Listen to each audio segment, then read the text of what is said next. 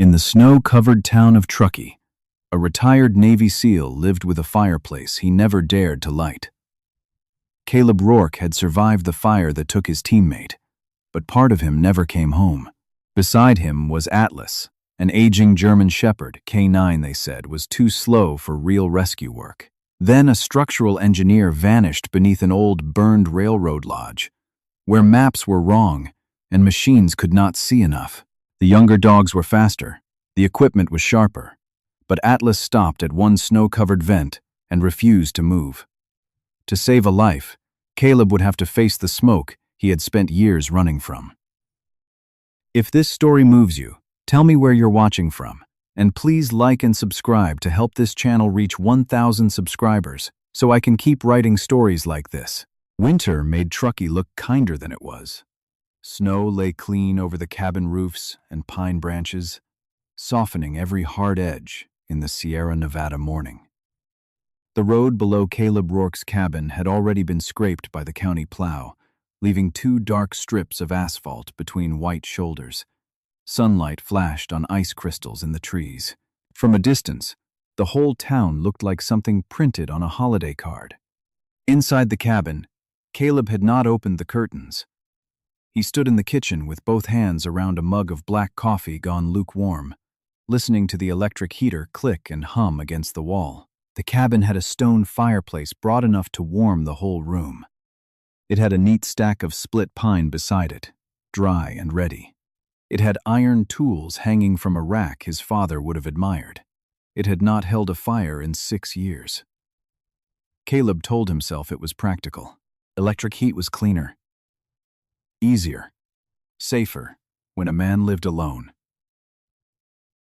He told himself many things in that same plain voice he used when people in town asked why he never came to fundraisers, why he avoided the winter bonfire, why he parked at the far end of the grocery lot, where the smell of wood smoke from the bakery stove could not quite reach him. He was 51 now, 6 feet tall and still built like a man who could carry weight through bad terrain. But strength had changed shape in him. Once it had been movement, now it was restraint, the ability to stand still when his body wanted to leave the room. A soft scrape came from the hallway. Atlas rose slowly from his blanket near the door. The German Shepherd's black saddle was uneven across his back, tilted slightly toward his right shoulder like an old map burned at one edge. His muzzle had gone silver. One ear stood clean and sharp, the other bent at the tip from an injury long healed. In his working years, Atlas had moved like a blade. Now he unfolded himself carefully, testing his hind legs before putting weight on them. "You heard the heater again?" Caleb asked. Atlas looked at him with amber eyes, patient and unimpressed. Caleb almost smiled. The dog crossed the room and pressed his shoulder lightly against Caleb's thigh. Not needy, not dramatic. Just enough pressure to remind him where he was. Cabin floor, winter morning, coffee mug, no smoke.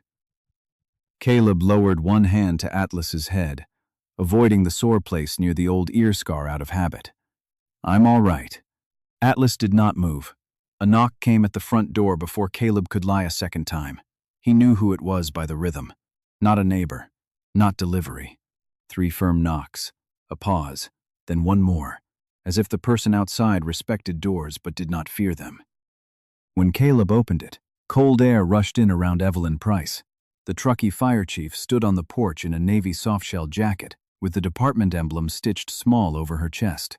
Her brown hair was tied low at the back of her neck, streaked lightly with gray at the temples. She held a waterproof folder under one arm and looked past Caleb only long enough to acknowledge Atlas. "Morning, Rourke." "Chief. Still not lighting that fireplace?"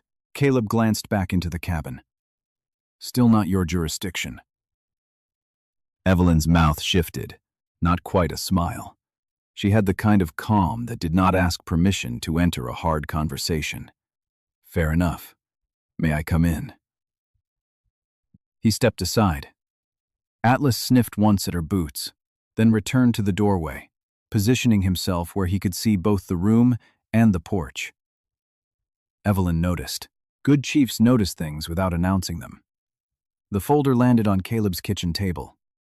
The railroad lodge comes down next week, she said. Caleb's fingers tightened around his mug. Everyone in town knew the building, an old timber structure on the edge of the pines, once used by rail workers, later turned into storage, then abandoned.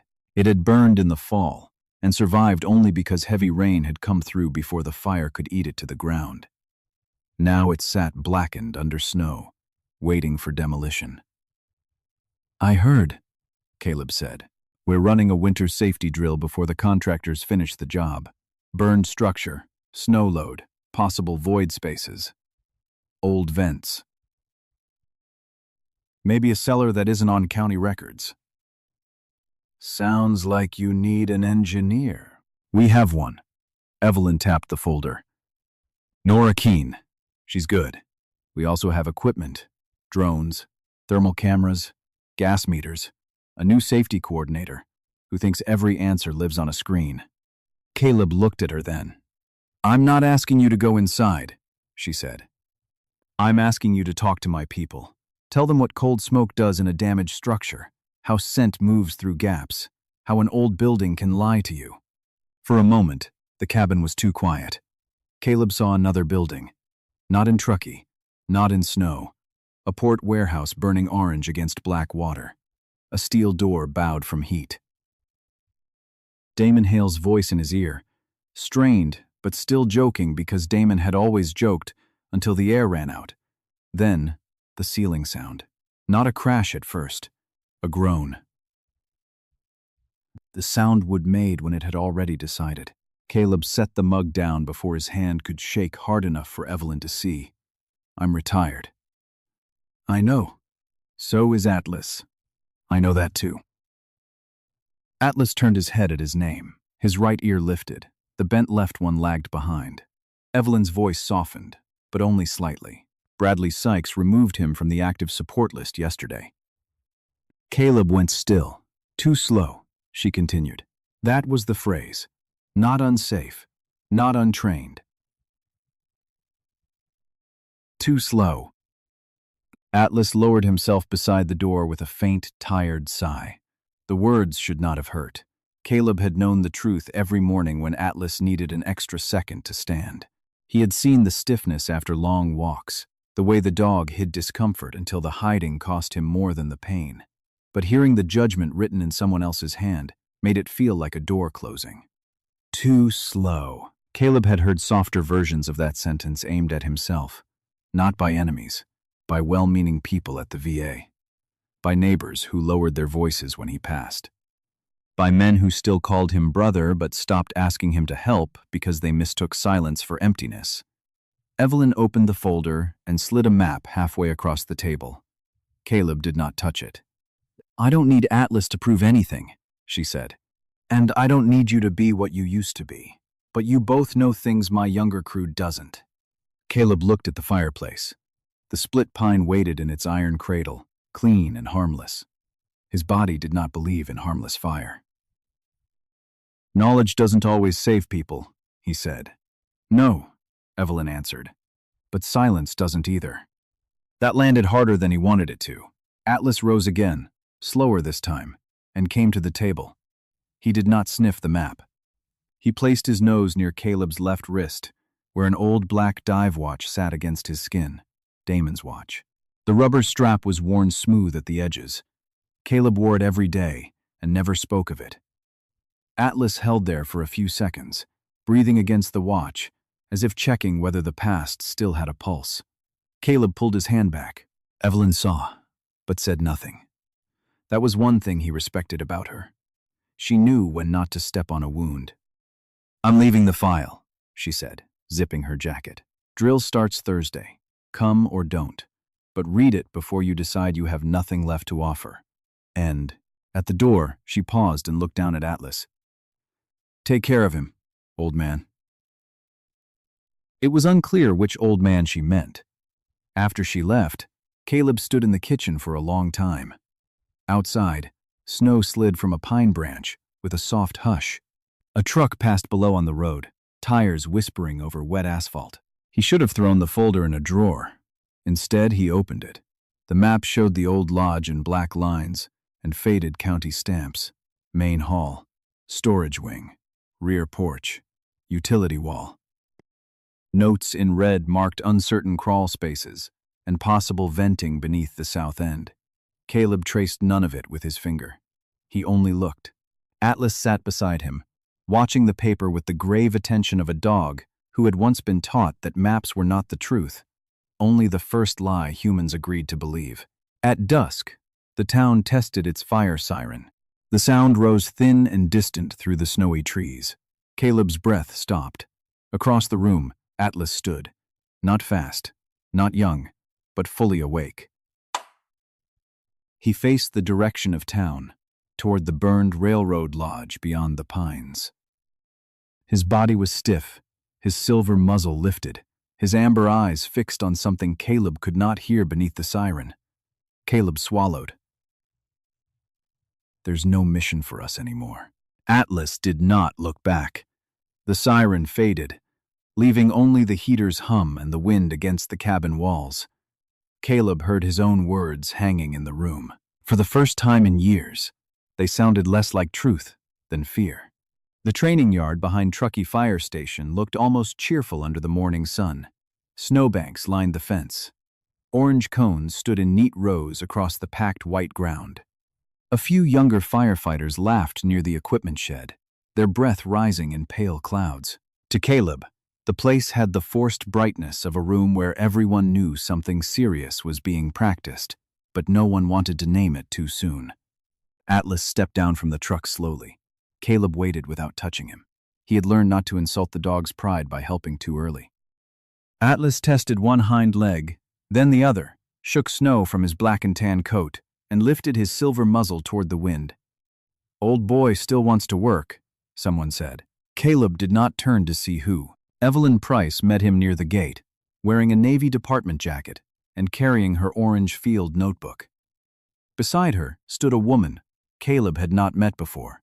She was compact, steady, and dressed in an alpine green technical jacket with a small search and rescue patch on the sleeve.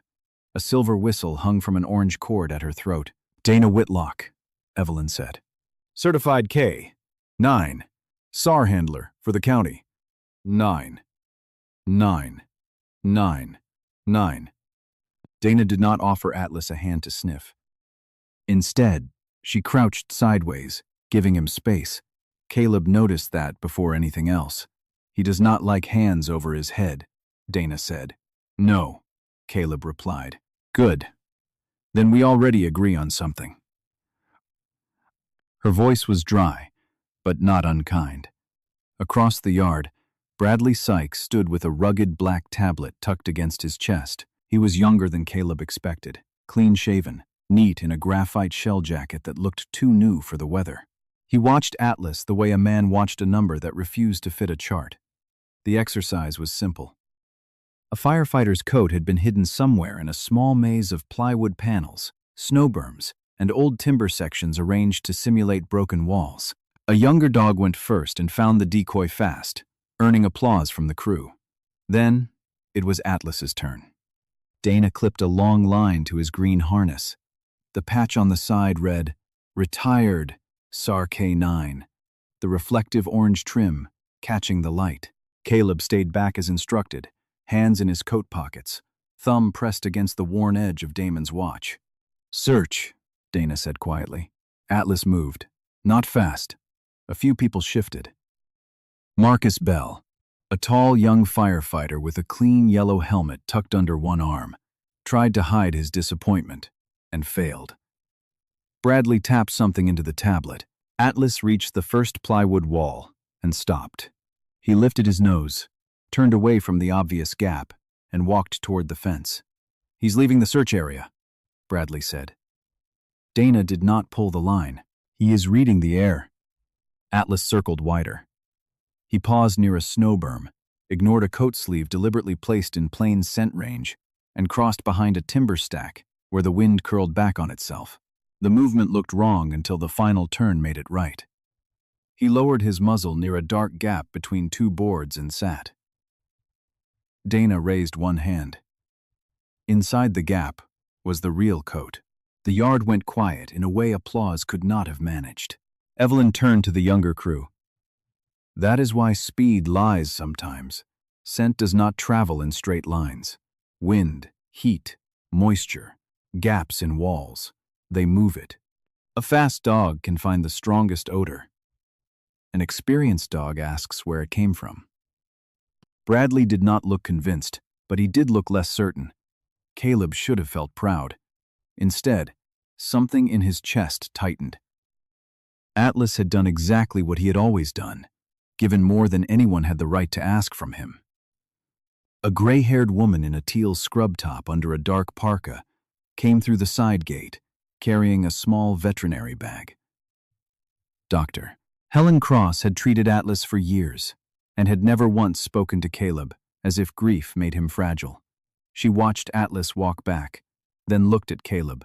How stiff was he this morning? Manageable. That was not my question. Caleb said nothing. Helen crouched and ran careful hands along Atlas's hips and spine. Atlas tolerated it with the weary dignity of an old professional. He can still do short scent work, she said, but not heavy field work. Not long exposure in deep cold. And not because you are angry, someone called him slow. Caleb looked away. Helen's voice softened, which somehow made it worse. A loyal dog will overwork himself for the person he loves. Your job is not to let him. The words stayed with him through the rest of the drill. Evelyn later handed Caleb the printed map of the burned railroad lodge. This time, he took it. The paper felt colder than it should have. Thursday, she said. You can still only observe. Caleb studied the black lines. Main hall, rear porch, storage wing, utility wall. Red marks showed possible crawl spaces beneath the south end. An old building with too many blank places. Atlas leaned against his leg, tired now, but alert. Caleb looked across the yard at the young firefighters resetting the maze. Marcus was laughing again, but more quietly. Bradley was reviewing the tablet, then glancing at Atlas as if the dog had become a problem he could not simply delete. On the drive home, Caleb did not speak. That night, the cabin stayed cold around the unused fireplace. The map lay open on the table beneath the yellow kitchen light.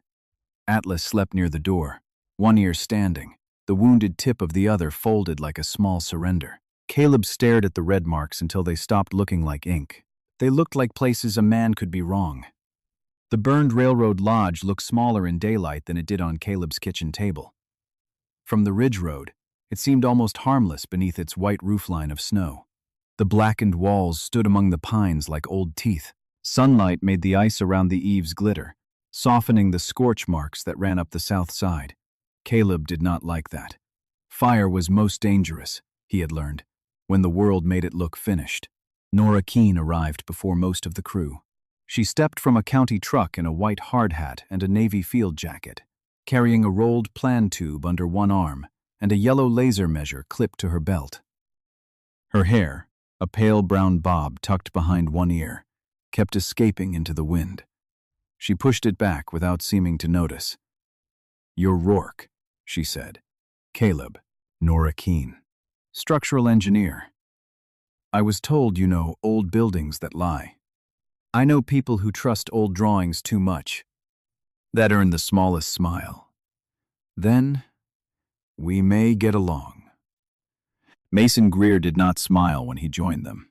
The demolition manager was broad, red-faced from cold, with gray stubble and a burnt orange beanie pulled low over his ears. A steel tape measure hung from his belt like it had lived there for decades. This place has been patched by every owner who ever needed cheap storage, Mason said. County records show half of what happened, maybe less. Nora unrolled the map against the hood of her truck. Caleb stood beside her, but kept his hands away from the paper. Atlas waited near Dana Whitlock, wearing his alpine green harness. He had been allowed to come only for a brief exterior check. No working inside. No long exposure. No heroics. Bradley Sykes moved around the site with his tablet, marking sensor readings and drone images. Exterior scan shows no movement. No active heat signature except residual warmth near the old utility wall.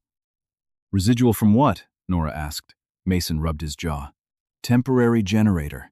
Contractors used it yesterday to run lights and thaw a lockbox. Shut down before sunset. Bradley made a note. Within expected range. Nora looked at the building instead of the tablet. Expected by the plan, or expected by the building? The question hung there. They began with the south wall. Nora moved carefully, measuring distances from the porch supports to the utility line. Twice, she stopped, frowned, and checked the old map again. The numbers did not match. "This wall should be 4 feet farther west," she said. Mason grunted. "Old cold storage, maybe. There used to be a meat locker in back before it became a lodge." "That is not in the file. A lot of things aren't." Caleb watched Atlas lift his muzzle. The dog was not straining. Not alert in a dramatic way. He simply turned his head toward a low vent, half buried in snow along the foundation, and held there, reading air no human could see. Dana noticed too. She crouched beside him, one hand loose on the line. "Interest point," she said, calm and professional. Bradley glanced over. "Could be old smoke odor."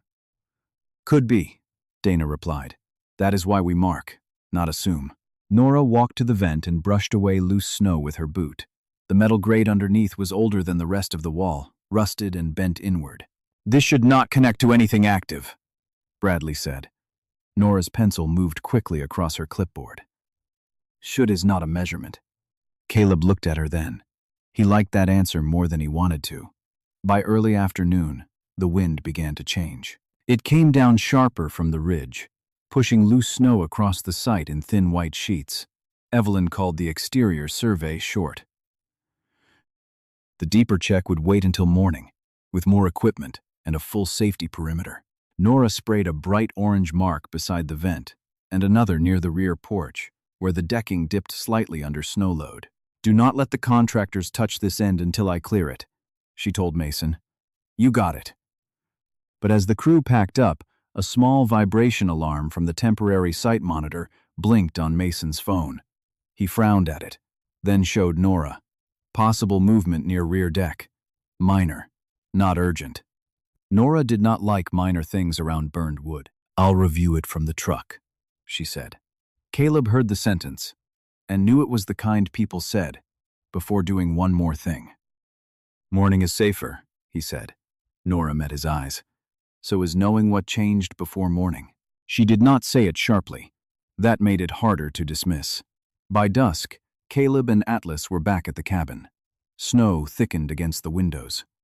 The map of the lodge lay open under the kitchen light, now carrying Nora's new orange marks in Caleb's mind, even though they were not on his copy. Near the job site, Nora returned only to check the rear porch from outside. Mason was supposed to meet her at the gate after picking up extra floodlights, but the mountain road slowed him, and service dropped in the trees.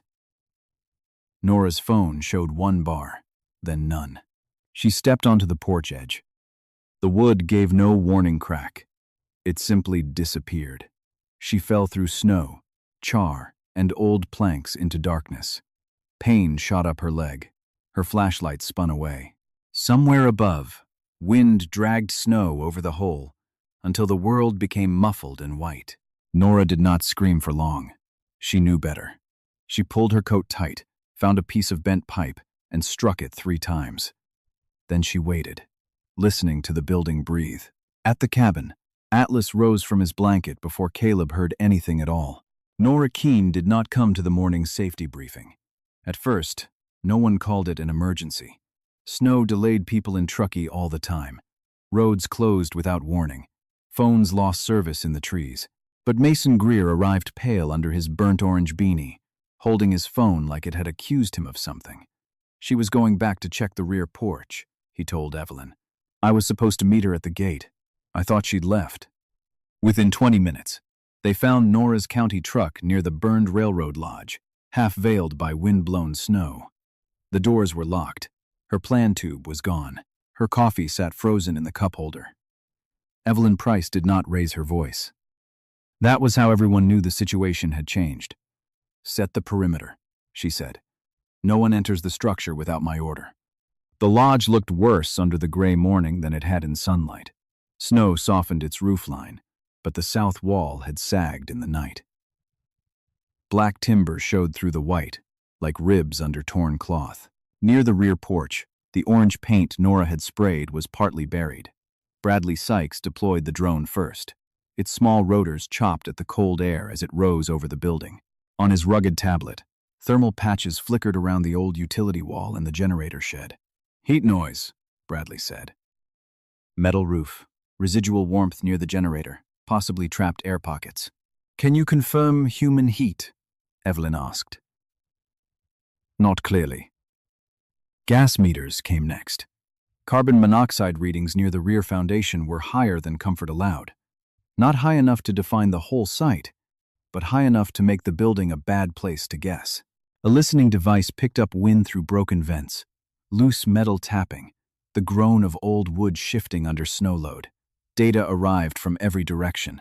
None of it said where Nora was. Caleb stood at the outer line with Atlas beside him. He had come because Atlas had refused to settle after dawn, pacing the cabin door until Caleb stopped, pretending the dog was only restless. Evelyn saw him and pointed to the command area. "You stay there." "I know." "I mean it, Caleb." This time he did not argue. Dana Whitlock took Atlas's line. Before clipping it to his harness, she checked his paws, hips, breathing, then looked at Caleb. "Short perimeter pass. No structure entry. If he tires, we stop." Caleb nodded, though every part of him wanted to say Atlas could do more. That was the old lie of men who loved working dogs badly. Atlas moved along the boundary slowly, silver muzzle low, then high, then low again. He ignored the main entrance and passed the rear porch without pulling toward it.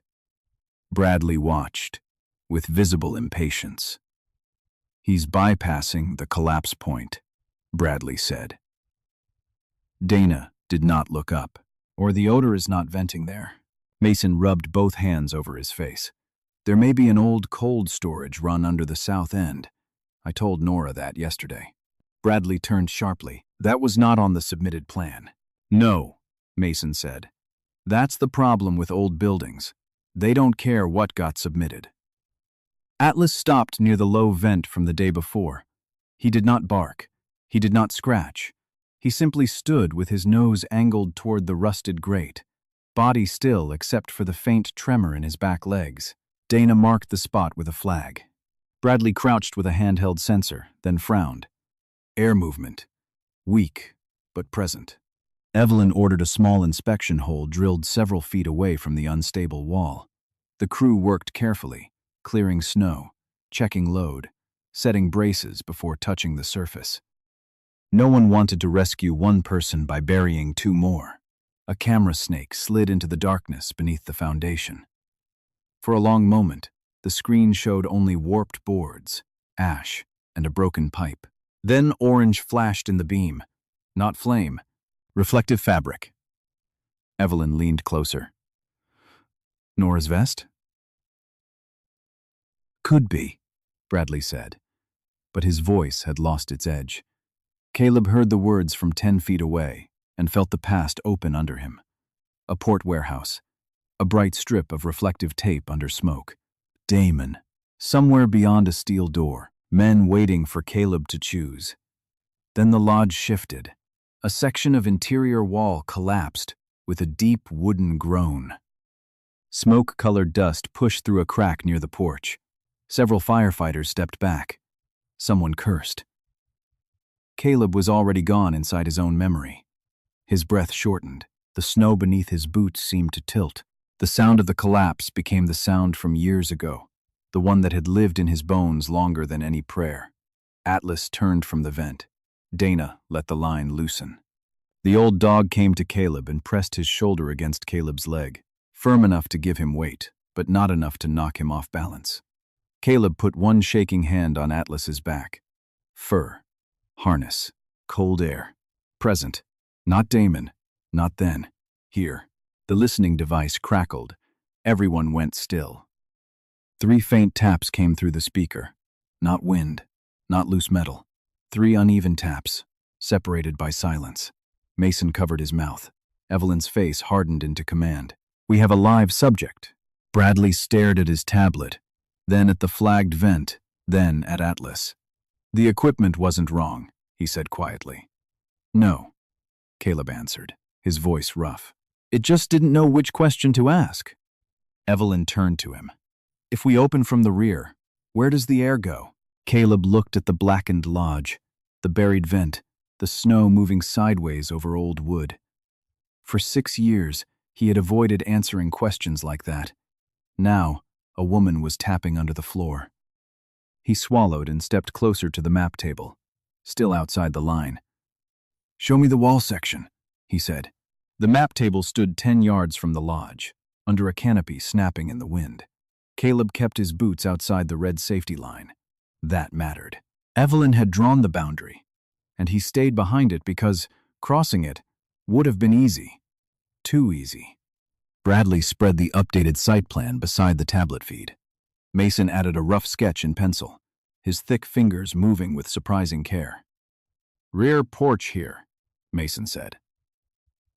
"Old utility wall here. If there was a cold storage run, it would have followed the slope under the south end." "Would have," Bradley said. Mason looked at him. "That's as honest as this building gets." Evelyn turned to Caleb. "If we open the rear wall, what happens to the air?" Caleb stared at the black lines until they became another building. He began with facts, because facts were safer than memory. Cold smoke can sit low in pockets. Open the wrong path, and you change pressure. Heat pulls. Wind pushes. A hallway can become a chimney, even when it looks clear. Bradley watched him closely. "So, we do nothing?" "No," Caleb said. "We stop pretending the shortest way in is the safest." End quote. A woman in an EMS jacket stepped under the canopy carrying a red medical bag. Lena Ortiz moved with the quiet precision of someone who had learned not to waste motion around panic. She glanced at Caleb's hands before she looked at his face. "Breathe through the sentence," she said softly. Caleb almost told her he did not need help. Then the lodge creaked in the wind, and his chest tightened hard enough to make the lie useless. He breathed. Once. Twice. Then he told them about Damon. Not all of it. Not the parts that still woke him at night. But enough. The port warehouse. The old plans that missed a sealed stairwell. The steel door bowed from heat. Atlas, younger then, sitting silent beside a pipe chase while everyone argued over the main corridor. Caleb, choosing to trust the map for 3 more minutes. 3 minutes was not long until it was the rest of a man's life. Damon went back to check the dog's indication, Caleb said. Ceiling came down before we got him out. No one spoke. Even the radio chatter seemed to lower itself. Bradley looked away first, not in dismissal, but recognition. "I lost a man to instinct," he said. Caleb turned. Bradley's jaw worked once before he continued. "Different rescue. Different county." The commander ignored sensor data because he trusted what the room looked like. The room flashed. After that, I stopped trusting anything I couldn't measure. 2. The confession did not make them friends. It did something more useful. It made the argument smaller than the lives depending on it. Evelyn tapped the map. "Then, we use both. Caleb reads the building. Bradley verifies. Mason gives us the bones. Dana and Atlas stay perimeter only." Dana, kneeling beside Atlas near the flagged vent, gave a short nod. The old dog's breath steamed steadily. His hind legs trembled now, faint but real.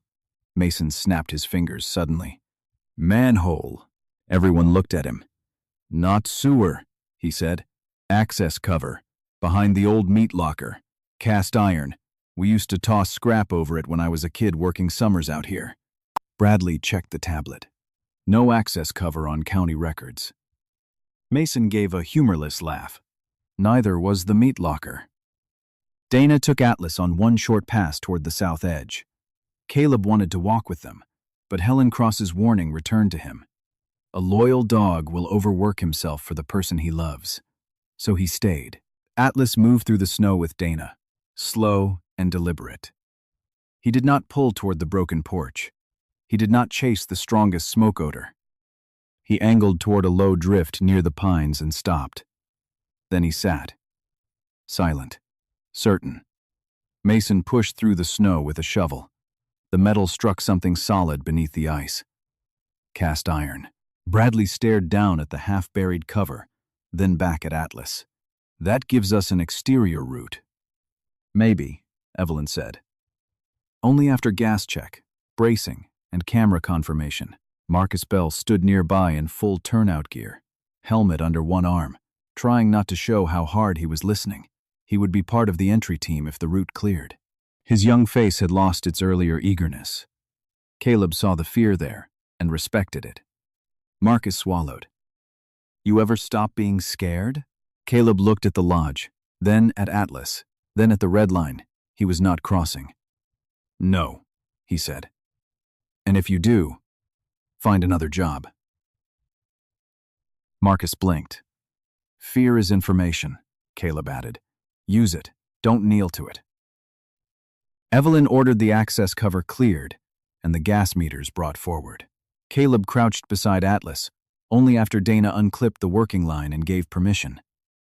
The dog leaned into him, tired but awake. Caleb rested one hand on the green harness. I don't need you to prove anything, he whispered. Just show them where to begin. Atlas exhaled into the snow. For once, Caleb did not hear Damon's last call in the wind. He heard the living, still waiting below. Snow fell harder, but the scene around the lodge stayed strangely bright. Red and blue lights moved across the white ground. Steam rose from firefighters' shoulders. The burned building waited under its weight of snow, dark and quiet, as if it had all the time in the world. Nora did not. Evelyn divided the operation without drama. One team cleared the cast iron access cover Mason had found. Bradley monitored gas readings and thermal noise from the command table. Lena prepared warming blankets, oxygen, and a backboard near the ambulance. Dana kept Atlas in the perimeter zone, one gloved hand loose on the old dog's line. Caleb stood beside the map, not inside the hot zone, not outside the work either. For the first time in years, his knowledge had a place to stand. The access cover resisted at first, frozen into its rim. Mason and two firefighters chipped ice away carefully until the iron lifted with a deep scrape. A breath of stale air rose from below. Gas meter first, Evelyn ordered. No one argued. Bradley lowered the sensor. Co-present, but lower than the rear vent. Oxygen, acceptable for limited entry with protection. Camera. The snake camera disappeared into the dark. On the screen, the old cold storage run appeared as a narrow passage lined with warped boards and rusted pipe. It was not clean. It was not safe, but it was not the rear hallway that might turn into a chimney. Marcus Bell stepped forward in full turnout gear, his young face tight behind the visor. An older firefighter named Ruiz went with him, calm and broad-shouldered, the kind of man who checked every buckle twice. Before Marcus descended, he looked once at Caleb. Caleb did not give him a speech. He only touched 2 fingers to his own wrist, where Damon's watch sat, then pointed to the radio. Listen. Marcus nodded and went down. The first minutes were only voices and numbers. Passage holds. Low clearance. Pipe obstruction. Visibility poor. Atlas watched the open cover, but he did not pull toward it. His body angled instead toward a patch of snow several yards away, near a shallow dip where wind had polished the surface smooth. Dana felt the change through the line. He's got something else. Bradley looked up sharply. We already have the access. Dana did not move. I said something else, not something better. Atlas took 4 slow steps, then stopped over a hairline crack in the snow crust. He lowered his muzzle, breathed once, and held still, not sitting this time, holding. Caleb saw the difference and felt the old training return like a language he had forgotten he still knew. "That's not a find indication," he said. "That's moving air." Bradley checked the readings from Marcus's position. Thermal shows stronger return down the wider branch ahead. Caleb listened to the radio. Beneath Marcus's breathing was a hollow, rushing sound, faint but steady.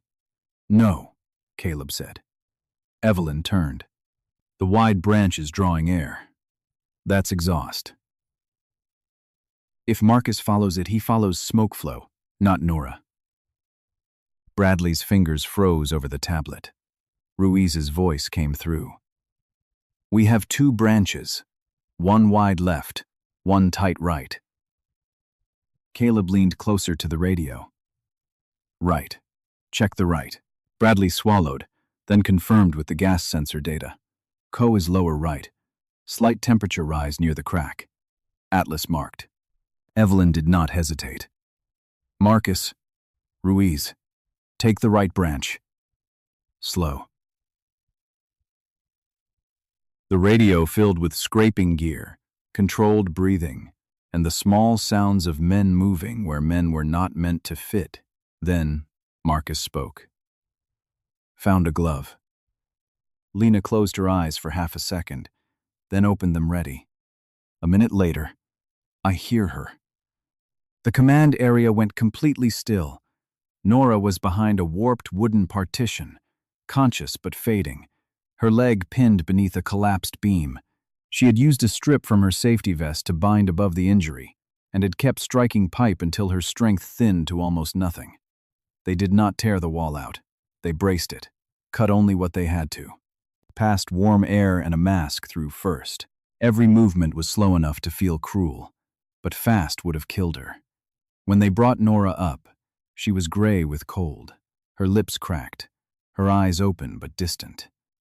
Lena took over immediately. "Nora, you're out. Stay with me." Nora's gaze found Caleb as the stretcher passed.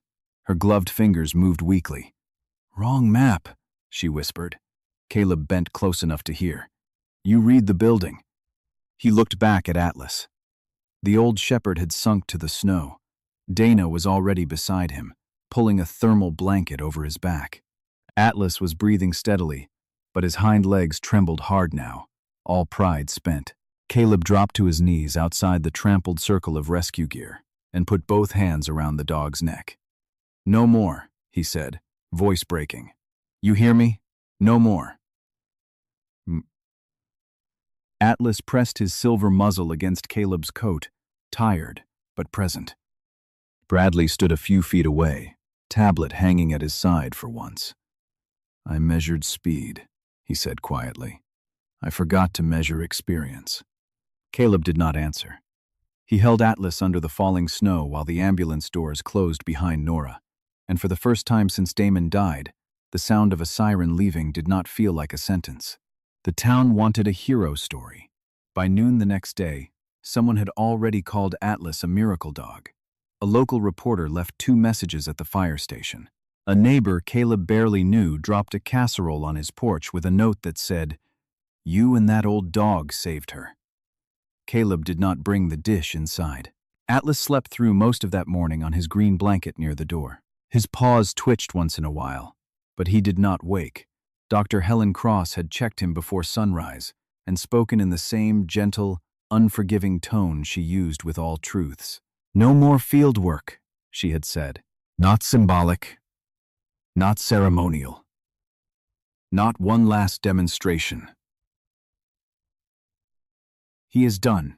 Caleb had nodded because arguing would have meant he had not learned anything.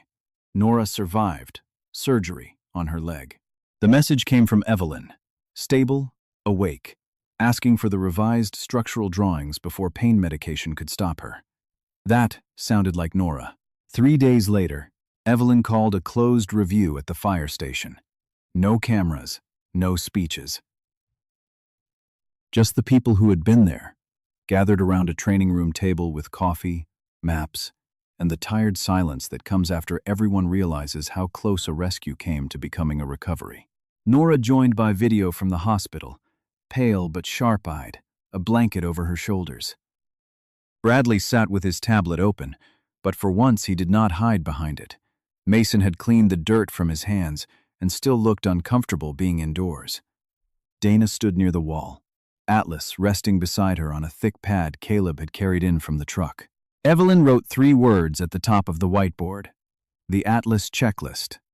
Caleb looked up. "Don't make him a mascot." "I'm not," Evelyn said. "I'm making sure we don't forget what he taught us." The checklist was not sentimental. That helped.